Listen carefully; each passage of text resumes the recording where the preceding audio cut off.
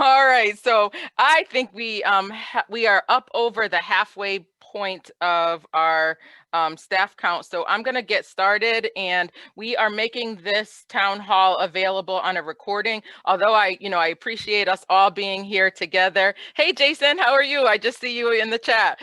We're happy to be here together. We will be using the COVID-19 mailbox to field any questions that you may have, that because the text itself, the chat itself will be too hard to follow with this many people that are on. We also won't be utilizing the raise hand feature. And if you notice, you will have been entered into the town hall muted, and you're not going to see an unmute button, because can you imagine what that would be like, being able to kind of mute and unmute people when there's this many people that are on? I am so excited for you all to be on this town hall this morning. This has been a rough 14 months, leading an agency that never stopped. I want to make sure that we're using the right language here, because we're not talking about reopening as some other sectors are. We never closed. I know that for me, sometimes I'm working harder in the virtual world than I worked in person. And I've gotten that sentiment from quite a few other people. I have members of the exec team that are also on today to talk a little bit about what this new normal will start to look like for us. So I see some other people in the chat agreeing with me that this has just been really, really tough. And for some of us, the virtual world hasn't been great. I know that everybody cannot work independently as we would like. It's just a different way to do our business. And if this was something that we had our choice to do, I'm not sure that all of us would have appreciated that. But we have gotten lots of positive feedback. We're going to talk a little bit today about our telework survey and just some of the things that we have learned in those communications with you. I wanted to also make sure that for those of you who are just logging on now, that you heard me say that there's a test of the fire alarm system here at 505 Hudson. So if you start hearing an alarm blaring, it's okay. We're not going to have to evacuate. We'll just kind of pause for a minute to make sure that you don't miss any of the content.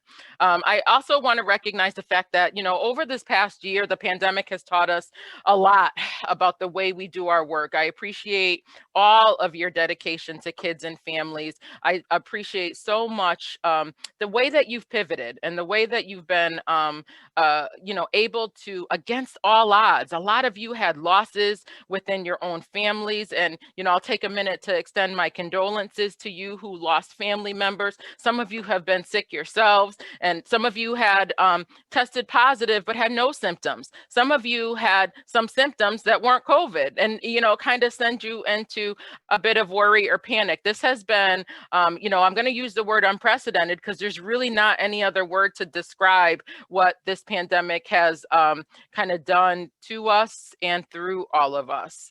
I will say that, you have kept kids and families first. And I couldn't be prouder to lead a workforce who has understood that we live our mission every single day. And I'm humbled to be able to be your leader during a time that I don't think any of us could have ever anticipated.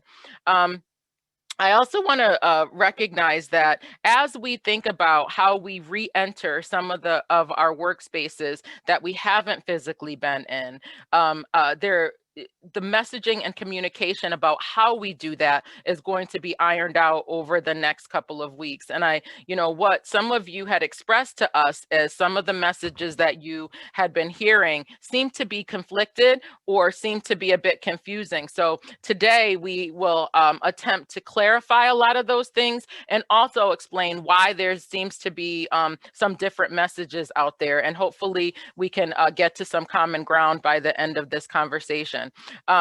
So just to level set all of us, the Governor Lamont's emergency declaration of the public health emergency has been extended by the Connecticut legislature to May 19th. And so what you started to hear in some of the Sunday morning news programs is that some things like restaurants, bars, and other facilities will be starting to reopen at full capacity There will be some of the restrictions that you heard will be lifted for public events and those types of things. And so over the next week, our authorizing environments, we're going to talk about what that means in a minute. We'll be meeting feverishly to fine tune what that means for state offices and state functions that have been altered a bit by the pandemic. So as Connecticut opens up, we as a Connecticut state agency are also going to be in some phases of reentry or reopening. And we'll kind of talk about what that means for DCF and our various functions across the agency throughout the course of our conversation this morning. Joanna, you can go to the next one. So I have to first start with our tremendous workforce who are in our 24/7 and what we were calling our level 1As. And those are the people who have been physically reporting to a workspace throughout this.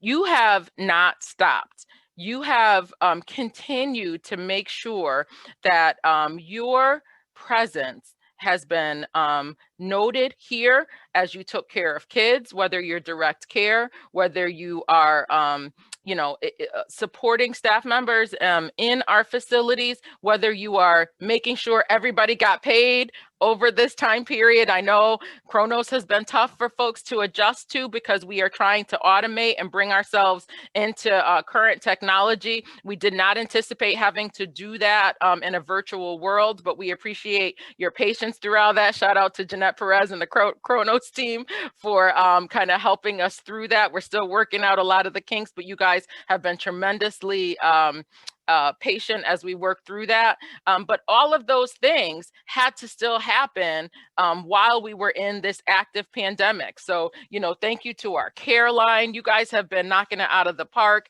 You've been here, you've been home, you've been back here.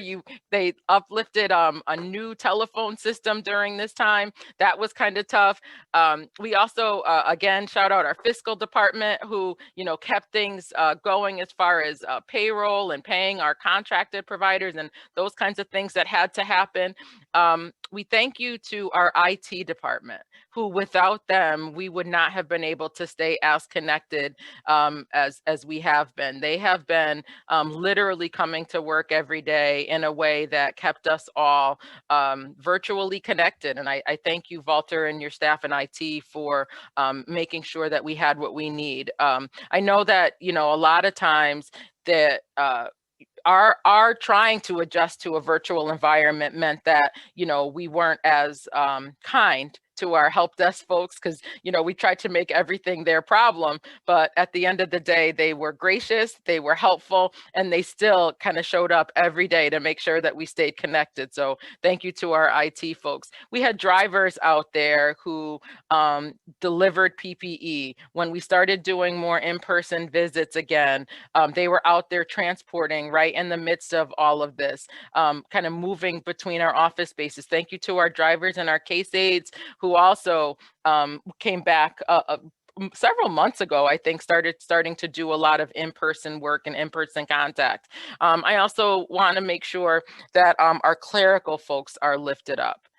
You continue to come into our offices during all of this time. And even when our offices are closed to the public, we've had people kind of in and out of our physical spaces, and our clerical and security folks across the department have just been tremendously wonderful throughout all of this. So I thank you for that. And so as we think about our staff who have really tried to help me navigate this ship, I also want to thank the leaders across the department who have tried to operationalize some of the things and some of the messages that we have put out there. So Joanna, you can go to the next one. One of the things that you'll hear me talk about is this authorizing environment that we work under. So the governor had vested, as part of his executive orders, authority of agency commissioners to make some decisions for their respective state agencies. And while we appreciated the flexibility of that, sometimes it can get really challenging when there's an authorizing environment that we work within. So the governor's office is a piece of that. Office of Labor Relations, or OLR, is a part of that. that. Department of Administrative Services is a part of that. They have to make sure that those things that you'll be hearing about through engineering gets taken care of and coordinated across state agencies. The labor unions, DCF has, I believe, 7 or 8 that have members within our workforce that also have some influence as to direction of the agency. And if I misstepped, boy, did I hear about it. Your union leaders have been really lifting up any concerns that you've had over this time period and bringing to us some concerns throughout the course of us trying to navigate it all. And so when we think about the responsibility to the public, when I think about the enormous responsibility that I have to lift up your needs, there are other people that I lift that up to. And so when we try to make adjustments based on what this pandemic has brought us through, you'll see that we've had to pivot on a dime quite a bit to get us to this place of where we are right now. Looks like we went backwards, Joanna. Yep.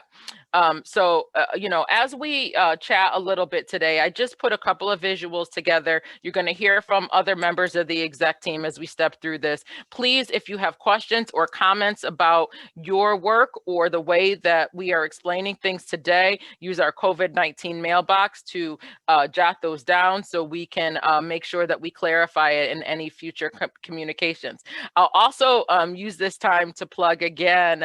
There's over 1,500 people on this call. The very most that I think we've ever had view the commissioner videos over this last year have been about between 650 and 700, with 700 kind of being the ceiling there. That's a lot of people that are hearing information secondhand. If you want to hear where we are as an agency or how we're working through some things, or you want to hear directly from me, I encourage you all to listen to those commissioner videos.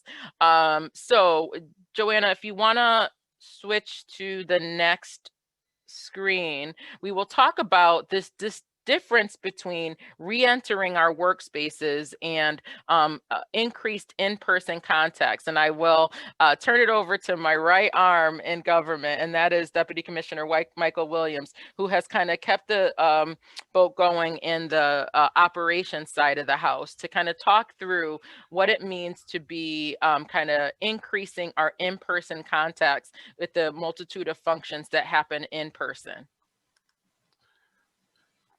Good morning. Good morning. And thank you, Commissioner. Obviously, everyone knows that's not me in the picture. That's my cousin, but that's okay. It wasn't supposed to be you. This is your part with somebody in the field. That's okay. But Commissioner, let me just start by saying on behalf of all of us in this workforce at DCF, thank you for your leadership through this time. I mean, you have been stellar. I know what bad leadership looks like because we see it in a lot of state agencies where people fell flat on their face during this time of pandemic. You held it up. You held us up every day. You were there. You never stopped. You don't stop. I don't know where you get all that energy from, but you don't stop smiling. And 8 o'clock in the morning like that is like Monday morning too. It's contagious. It's contagious.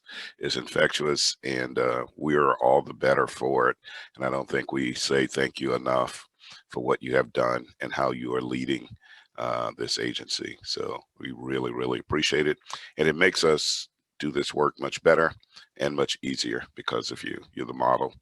So as the Commissioner's been saying, the new normal is upon us.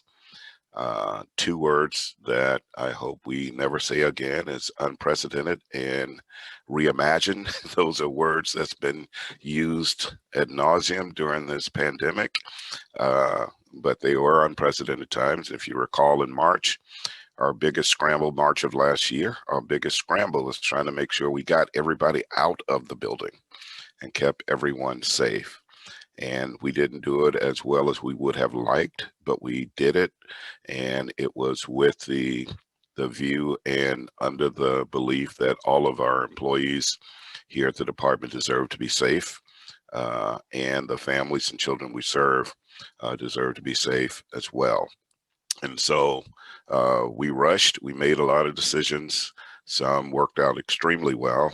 Some we had to reset and do things differently, but we got it done. And we did our work well in the pandemic, doing virtual work, seeing families in a way that we never thought we would serve families before. We made it happen. But I think it's a reminder today that that is not what optimal social work is. Social work and working with families is not looking at them through a screen or on a phone. It's looking at them face to face in their eyes, sitting with them, talking with them in their living rooms and other places, having human contact. That's what makes social work special. And so that's what we're getting back to in the very, very near future. We will be moving and shifting our practice away from the triaging process, because right now, face-to-face is the exception and the rule is virtual. That's changing. The rule will be face-to-face and virtual will be an exception. We will no longer be triaging to determine whether or not face-to-face contact can occur, in-person face-to-face can occur.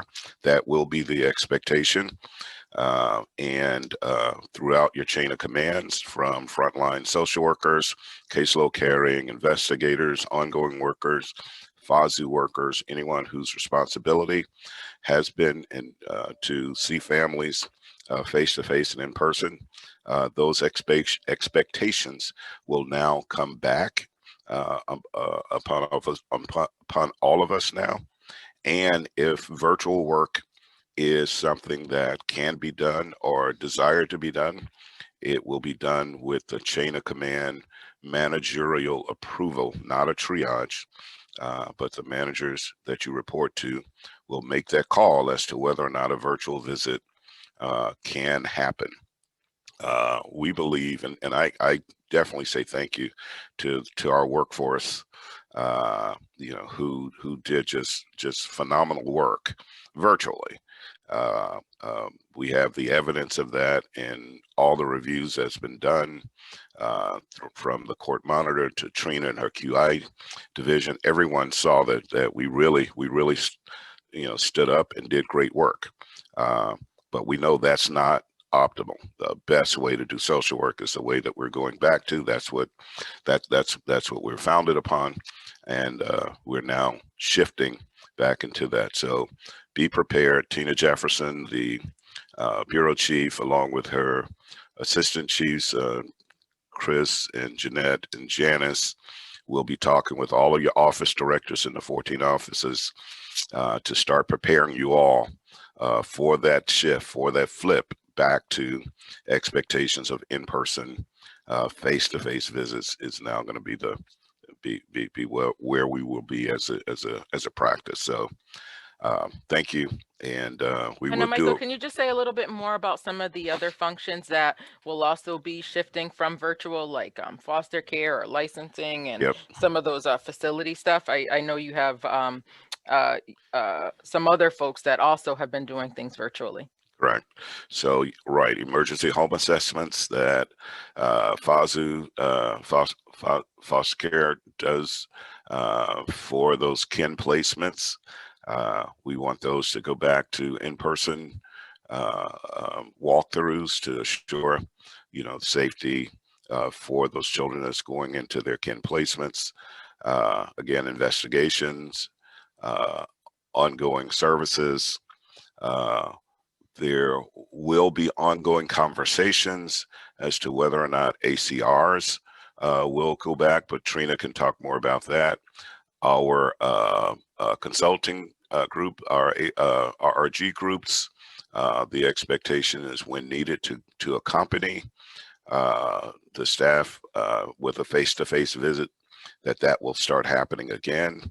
And so our mental health clinicians, substance abuse clinicians, IPV clinicians, IPV specialists, you all will should start preparing to resume normal functioning, pre-pandemic style.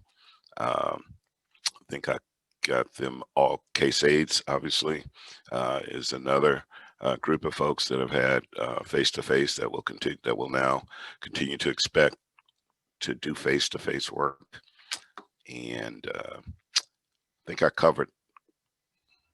Michael, can you hit on visits for kids or the when children are placed out of state? Because, you know, there were some travel restrictions that have been lifted now. So can you talk a little bit about just some of those procedures if you were, you know, going to be resuming some of that in-person travel again? Yeah. So out-of-state travel continues to be approved. The approval process will continue as it is during the pandemic, because we want to make sure that we don't violate any other states' rules around visits and things like that. So dependent upon the state that you would go to, we will obviously get our approval here to say, yes, it can be allowed. But then the state that you're visiting to do child protection work has to also say yes, that it's okay, because some states still haven't opened. And like a state like Michigan, I wouldn't dare send anybody to Michigan right now to do work. The ICPC work, we're slowly getting back to the interstate compacts. I think the surrounding states, Rhode Island, Mass, and New York, those states, and Vermont, we can start resuming those visits because their rates are equivalent to ours, and we don't have that much of a concern about the health and safety because of what they have done to keep their population safe, like Connecticut has. Can you also talk about licensing and relicensing at our facilities and those types of regulatory checks? I know those are also a group that we had paused for a while. Oh, right. So, yeah, that's Jim McPherson and your team that licensed the psychiatric outpatient programs and all of those programs. Yeah, if your responsibility was to go to facilities, and not only his group, but Ted's group under Linda that does the congregate care visits. You're expected to now start resuming. You will be expected to start resuming those visits fairly soon as well. The start date on that is yet to be determined, but it is coming soon, and we want to make sure everybody gets prepared. You get enough lead time. But yeah, when you're doing those renewal of licensing, those medical visits, visits to those medical facilities that we have licensing responsibilities for, we now will be doing those in person rather than the virtual. Virtual work is here to stay. We're not getting rid of virtual work. There will always be an opportunity to do virtual. It's another tool in our toolbox right now as it relates to the safety of children and supporting families. It is not the optimal way to do work. And that's why we're making this shift, but it will still be a part of our array of practices we have to serve families and children. So if anyone is assuming we're saying we're not doing it, that's not the case. We are going to continue to do the virtual work. You have tablets, you have all you need to do it. We're just going to do it in a different way.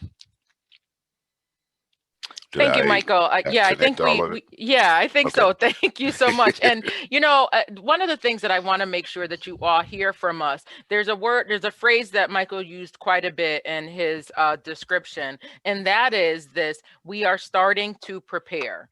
And so one of the things of, you know, this town hall is allowing you to hear from us directly is that we need to make sure that we don't just flip the switch. You know, this time last year, we had to go into the virtual world rather quickly. Our IT group helped us pivot very fast into remote work.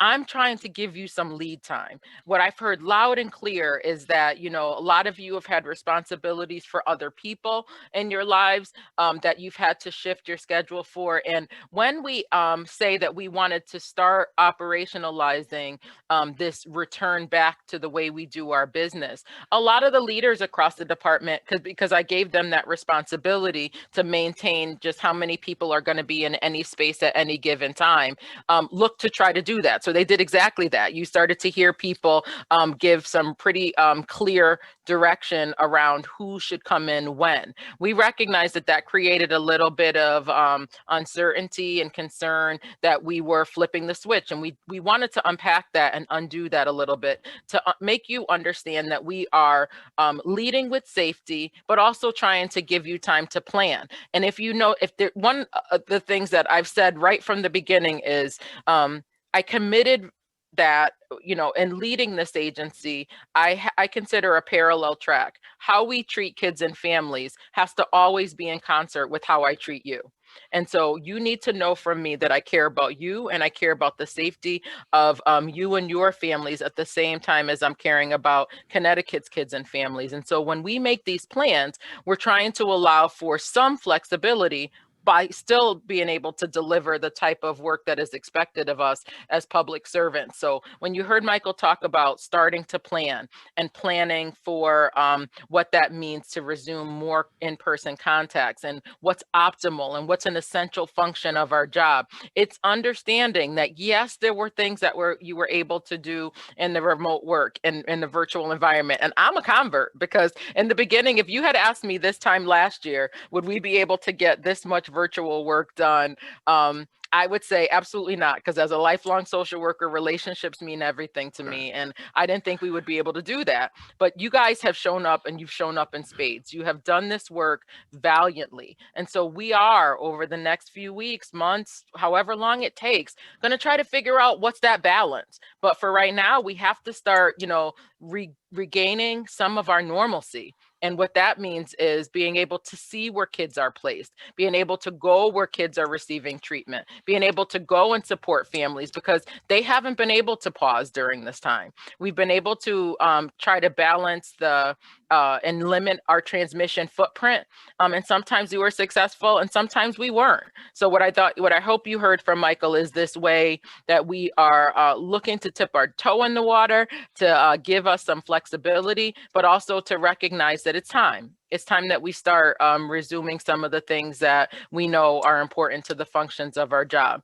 So kind of moving right along. Before you move on, I just want to make one thing clear.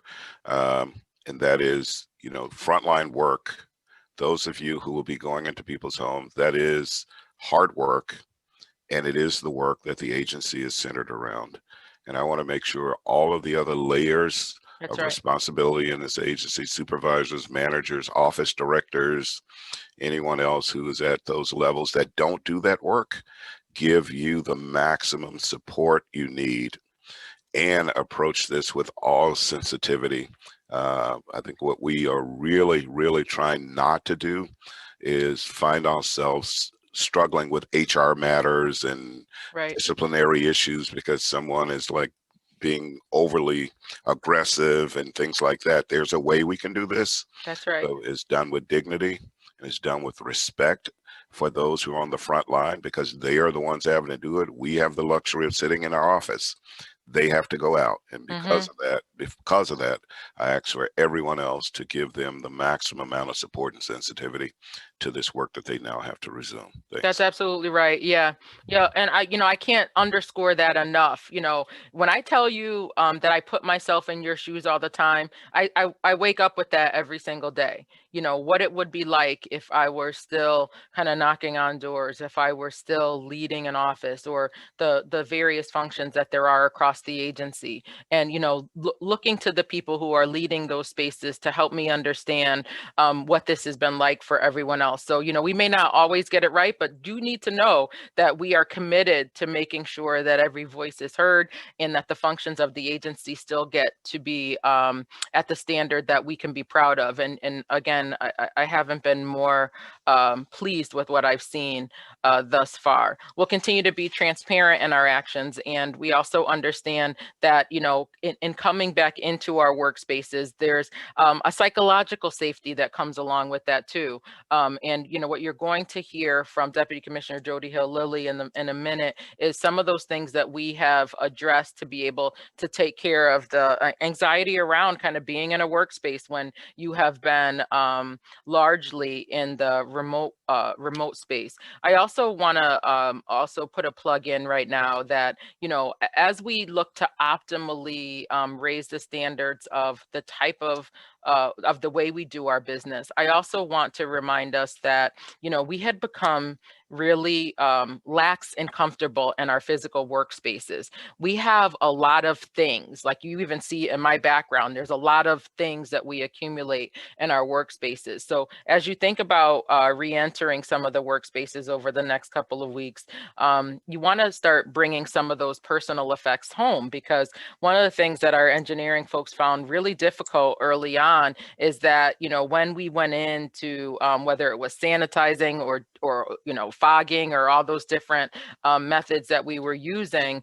there's a lot of stuff in our workspaces. So if we can start to think about moving some of that out of the workspace, we can think about what the new normal will look like in the DCF post-pandemic, because I think what you'll agree to as well is that the workplace of 2021 and beyond is going to look very different than the workplace looked before. Those offices that had space constraints, you know, is there an opportunity to decompress some of those spaces with some... An emergency has been reported. All occupants walk to the nearest stairway and exit the building. Do not use the...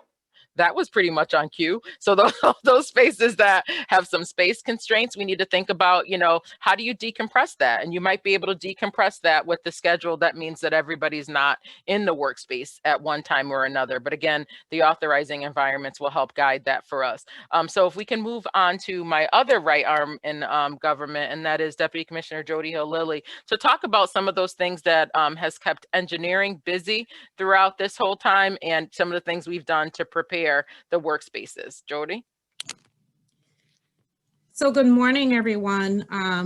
First of all, it's just so refreshing to see so many people on the call and see some of the names we haven't seen. We have survived as a team and as a family, and so we thank you so much. I'm going to be quick. I really just wanted to echo the sentiments of Michael and say that you are all so incredibly blessed to have such a leader who is fiercely protecting the mission critical work and you at the same time.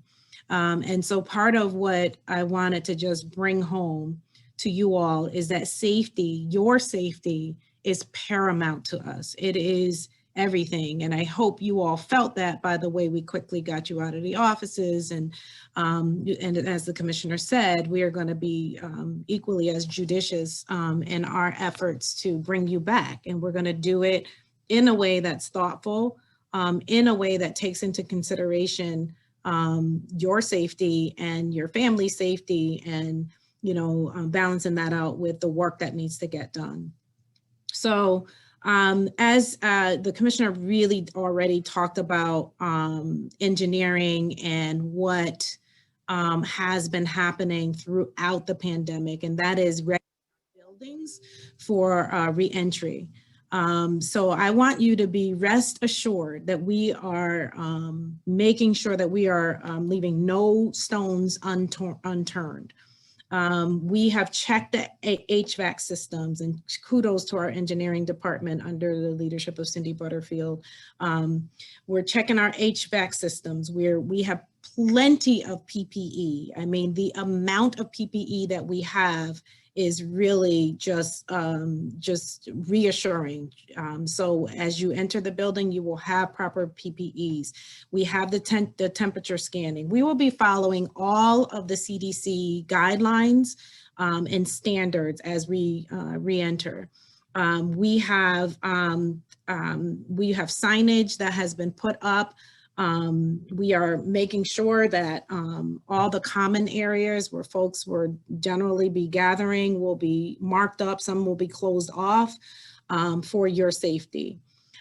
So just know that there are site visits that are happening to determine how many people can be in a particular space. We know that certain offices have different layouts, and we're going to take all of that into consideration. And people are already on the ground doing those assessments for when we make that entrance back into the building. We have more folks coming into the building.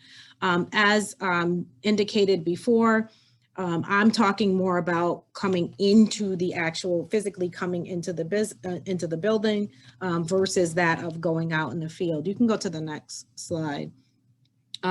So part of what we are trying to be very judicious about is listening to you all.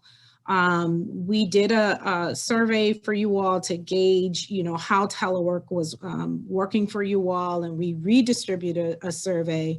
And we have over 1,750 responses from you all. So thank you, thank you, thank you. Each one of those, we are reading each one of those surveys, particularly those with comments about how, what needs to happen to make you feel safe to come back into the building. Interestingly enough, we have a good amount of people who are ready to come back in some way, shape, or form. And as Michael talked about earlier, telework will be very much a part of our future. We know better now, so we're going to do better now, and that will definitely be a part of who we are in the future. And we look for you to shape what that future is looking like, along with our, as the commissioner indicated, our authorizing environment, who will give us some parameters as the weeks unfold. We are all in this together. We're all trying to figure it out together.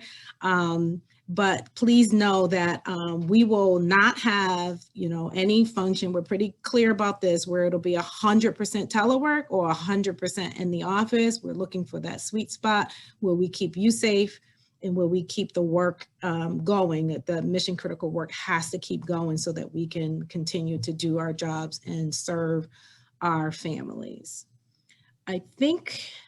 Yeah, I think you hit a lot of the areas, Jody, and people are going to have to come see for themselves. If you haven't been in a workspace, and when, you start to go in to see what things are looking like, start taking some things out of your physical workspace, you'll see the things that she's talking about. You'll see the efforts that have been made to try to get our workspaces in compliance with the guidelines that have been afforded us. We when we shifted, our facilities had to adjust to a new normal of kind of working with PPE on, the social distancing, and those things that when you had kids in those spaces that couldn't tolerate the wearing of masks or those types of things. So we expect that in our other physical spaces, we'll also be making some of those adjustments. I also will ask you very candidly to give each other some grace, because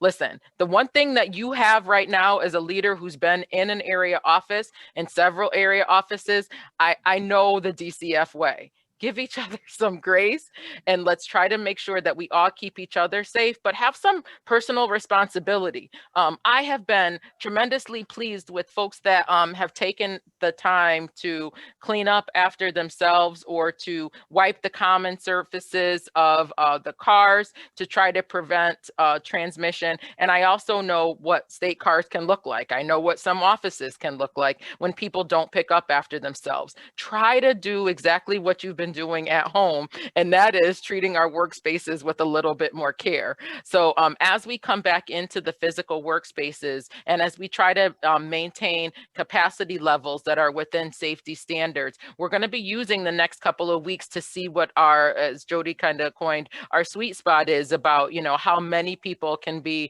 in an office at a particular time. But we also need to hear from you as to some of the things that you have found that could be, that are good in the workspaces, or that we need to tighten up on, or that you think could use a little bit more thinking through. We're not just pulling this information out of the sky. In a minute, I'm going to shift to Bureau Chief of External Affairs and the kind of voice of DCF, and that is in Ken Meisselgland, to talk about the things that we've learned from the COVID-19 mailbox. But I also want you to know that, you know, we have been really thoughtful about hearing what you have shared with us over this last year as things that we have to pay attention to, because we've had implementation teams meeting, we've had subgroups, focus groups, people at all different levels and functions across the agency meeting with us, talking to us, giving us feedback about the things that we have to consider from a health and safety standpoint, from a psychological standpoint, and from a, you know, kind of new normal standpoint. And shout out to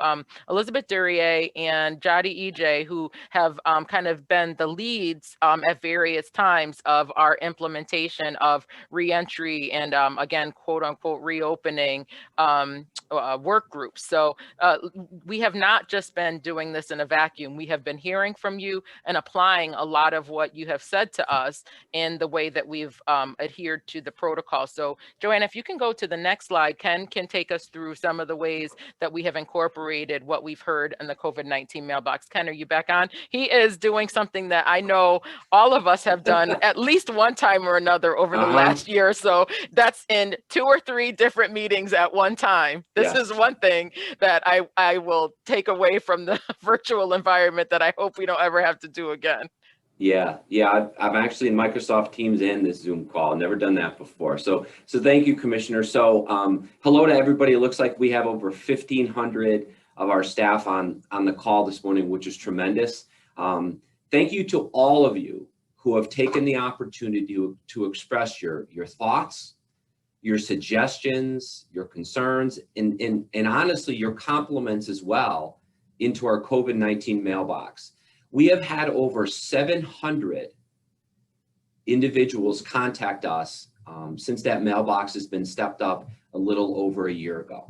That mostly has been employees, but also families and children that we serve, our foster parents, community partners, and also members of the general public who are interested in what we do. And as you all know, when the commissioner and the new administration came on back in January of 2019, we all committed very clearly to being as transparent, as open as we possibly can be. We want to continue to hear from you. Every email that you send into the mailbox is read, is understood, is you are connected to perhaps an individual within the department if something that you asked could not be answered with a very simple answer right away. That email address is dcf.covid-19@ct.gov, dcf.covid-19@ct.gov. So what are some of the common things that can also, people can go to the dcf.gov just general website for the public. You'll see it right at the top there. You can click on it and it'll bring you right in because it's inside and outside the department. So yeah, so you can say it again, but I also want to make sure people know that that's another place where they can find it. Sure. So the direct email is dcf.covid-19@ct.gov, and then all of our COVID-19 related emails, videos, memorandums, documents that we have used as frames of reference and guidance over this time can be found at ct.gov/DCF. And as you look at that page, when you go down about quarter of the way down, you'll see DCF COVID resources. Click on that and you'll see all of the commissioner videos, memorandums, and other documents. And of course, in those videos, the commissioner and I have a lot of fun. But going back to the mailbox, again, we recognize we have over 3,000 employees. Messaging is hard. Messaging includes concrete information, but also nuances. And when one person tells the same message to somebody else, by the time it gets to the third or fourth person, we know there may be a little different spin on it. So by you telling us what you're hearing or what your concerns are, but also what's working, and over the past couple days, we've had some really great suggestions on ways that we can really continue to shape our work.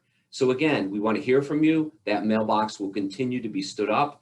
From your comments, your thoughts, your suggestions, your questions, the executive team meets and we talk about how to continue to shape and refine the message. So much of what you've told us and what you've informed us of finds its way into the commissioner's weekly and now bi-weekly memorandums and videos, and also then is connected with Deputy Commissioner Jody Hill-Lilly and Deputy Commissioner Michael Williams under their shops to make sure that our operations and our planning is as tight as it can be. So I commend all of you for your outreach. Keep those emails coming. We always look forward to hearing from you.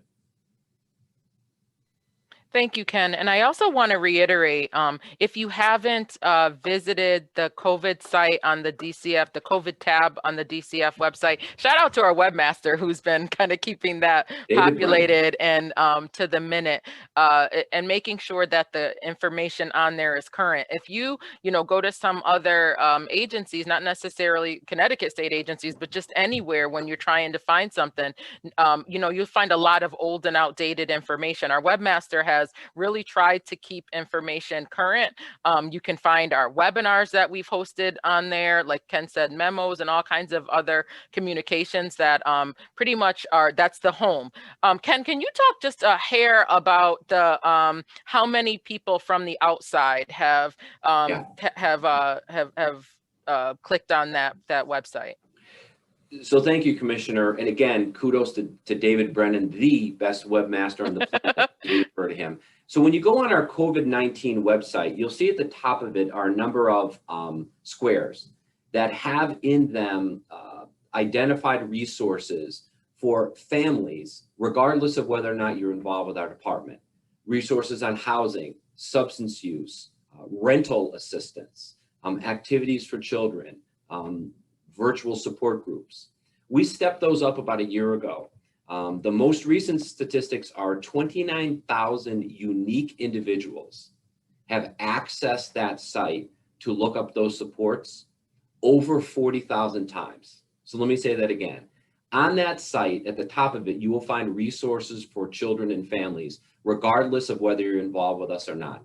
29,000 unique individuals have accessed those supports over 40,000 times, which is really significant. In fact, Connecticut has been viewed as a leader in the country for stepping up not only the COVID-19 website, but also the COVID-19 mailbox. And we'll be presenting at a national conference this Wednesday about that work. And we're really proud of it because it really allows DCF to be seen looking out for the greater good of all of Connecticut's children and families, not just those that come to our attention, but the supports are absolutely excellent. So ct.gov/DCF, look at the COVID resources, the link about a quarter of the way down. You'll find some really great stuff for your families. Yeah, I appreciate that, Ken.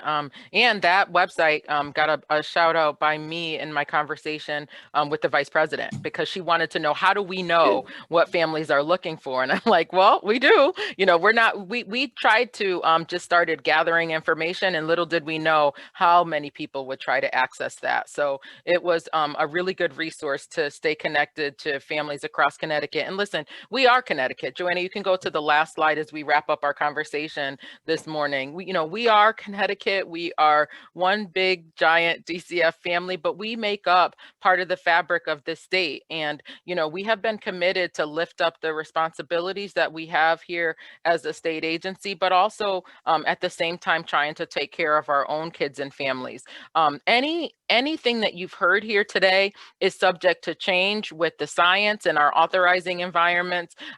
You can know that we're looking to try to reassure you in the context of our safe and sound safety culture. This is our ability to look critically at ourselves, to reevaluate how we've done things. We've had the ability to meet as an internal unified command structure that mirrors the governor's emergency command structure. So every function of the agency meets regularly. We had an opportunity to meet every day, that change to every week, to really make sure that we are trying to put our best foot forward and hearing from every function in the agency. I see the question that Jason has put in the chat, and I want to reiterate, between now and the expiration of the governor's emergency orders, contact coming into an office is voluntary.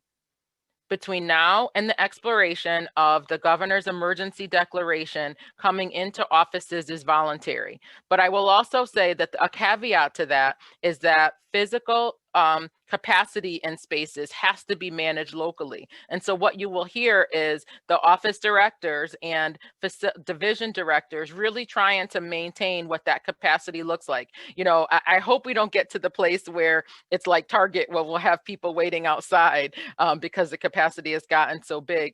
But we need to make sure that we test this out. I don't want to have to say on May 20th, everybody come in all at one time, because that won't work from a capacity standpoint, from a psychological standpoint. It'll give you the opportunity to be able to really at your own pace, you know, kind of come in and see what that's about. Now, having said that, in terms of voluntary versus mandatory, after the governor's executive orders have been lifted, we have to get ourselves back to some semblance of order. And so there will be some expectations about how often people actually have to come to a physical space, but that hasn't been determined yet. And so any type of restrictions that people are putting on the physical space, it really is the local team's effort to try to maintain capacity. I know that sounds very vague and very ambiguous, but I hope what we've been able to do this morning is to give you some understanding about, hey Judy, give you some understanding about what this has been like over the past 14 months. We've had to kind of repair the plane while it's flying and make up some of these as we go along, but just know that everything that we put forward, I have done so with you in mind, with our families in mind, with your families in mind. And, you know, we are going to get through this, you guys, and we're going to get through it together. So please take Ken up on the contacting our COVID-19 mailbox. Please work in collection and coordination with your local leaders and our agents in our offices, divisions, and facilities, so we can try to find what makes the most sense for our spaces, and understand that, you know, just because something can be done remotely doesn't mean that it should. And that we have to make sure that we take the best of what we've learned in the telework environment, the best of what we've been able to do over the past 14 months, and weave that into the way I know DCF, because this is the DCF I know. You guys showed up and you showed out, and you were there for kids and families, and I could not have been more proud. So as we wrap up this town hall, understand that I wanted to make sure you heard directly from me that I appreciate you, that I know that this has been hard, but I also recognize that over the next couple of weeks, I want to see you in a voluntary capacity. I don't want you to have to recognize, you have to question whether or not somebody is kind of making you do something, because at the end of the day, we know that doesn't work for families and it doesn't work for our staff. We are a workforce that prides ourselves on listening to each other and working with each other, and we're going to continue to do that. So without further ado, I just want to thank you guys so much for not just indulging us for the last hour, but for being patient over the last 14 months as we kind of shepherd ourselves into the new normal of DCF. We will get through this, but we're going to get through this together. Take care.